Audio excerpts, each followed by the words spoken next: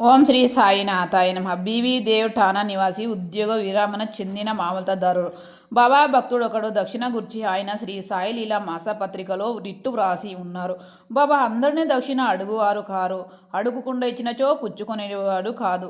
ఇంకొకప్పుడు నిరాకరించువారు. బాబా కొంతమంది భక్తుల వద్ద దక్షిణ అడుగుచుండెను. బాబా అడిగినచో ఇచ్చేదమని వారి వద్ద బాబా దక్షిణ పుచ్చుకునేవారు కారు. తమ ఇష్టమునకు వ్యతిరేకముగా ఎవరైనా దక్షిణ ఇచ్చినచో బాబా దానిని ముట్టేవారు కూడా కాదు. దక్షిణ ఎవరైనా దక్షిణ తమ ముందించినచో దానిని ముట్టేవారు కారు, తీసుకొని పొమ్మని అనేవారు. బాబా దక్షిణ పెద్ద మొత్తము కానీ చిన్న మొత్తము కానీ భక్తుల కోరికలు బాబాను వసతి బట్టి ఉండును. స్త్రీలు పిల్లలు వద్ద కూడా బాబా దక్షిణ అడుగుచుండెను. వారు అందరూ ధనికులు కానీ అందరూ బీదవారు కానీ దక్షిణ అడగలేరు. తాము అడిగినను దక్షిణ వారిపై బాబా కోపగించి ఉండలేదు. ఎవరి ద్వారానైనా భక్తులు దక్షిణ పంపినచో తెచ్చిన వారు దానిని మరచునప్పుడు వారికి దాని గుర్చి జ్ఞాపికి తెచ్చి ఆ దక్షిణను పుచ్చుకునేవారు. ఒకప్పుడు చెల్లించిన దక్షిణ నుంచి కొన్ని రూపాయలు తిరిగి ఇచ్చి పూజలు పెట్టుకునేవారు. దీని వలన భక్తునికి మిల్కి ప్రయోజనము కనిపించుచుండెను. అనుకున్న దానికంటే ఎక్కువ ఇచ్చినచో కావాల్సిన దానికే ఉంచుకొని మిగతా దానిని తిరిగి ఇచ్చి వేయుచుండేది. ఒక్కొక్కప్పుడు భక్తులనుకొక దానికంటే ఎక్కువ ఇవ్వమనుచుండేవారు. లేనిచో ఎవరి వద్దనైనా బదులు పుచ్చుకొని కానీ అడిగి తీసుకొని కానీ ఇవ్వమనుచుండిరి. కొందరి వద్ద నుంచి ఒకరోజు 3-4 సార్లు దక్షిణ అడుగుచుండిరి. దక్షిణ రూపము వసులైన పైకము నుంచి బాబా కొంచెము మాత్రమే చిలుమనకు దుని కొరకు ఖర్చు పెట్టుచుండిరి. మిగతా దానిని అంతయు బీదలకు దానము చేయుచుండేవారు.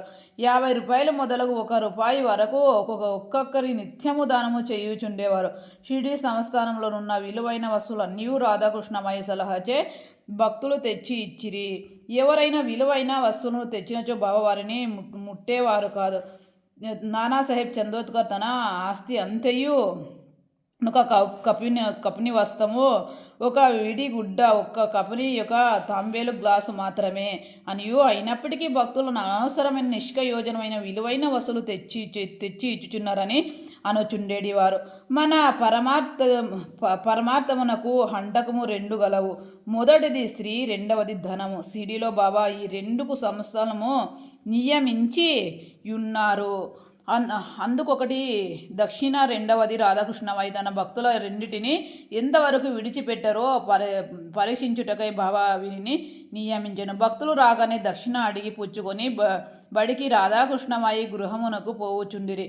ఈ 2 పరీక్షలకు తట్టుకున్నచో అనగా కనకమునందు కాంతము అభిమానము పోయేదనని నిరూపించినప్పుడే బాబా దయ వలన ఆశీర్వాదం వలన వారి పరమార్థిక ప్రగతి శీఘ్రమగుట దృఢపడుచుండెను.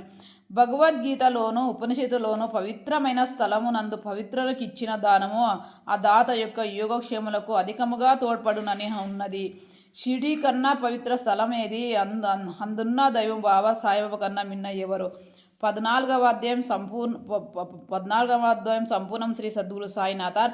ఓం శ్రీ సద్గురు సాయినాథార్పణమస్తు. శుభమో భవతు. ధన్యవాదములు.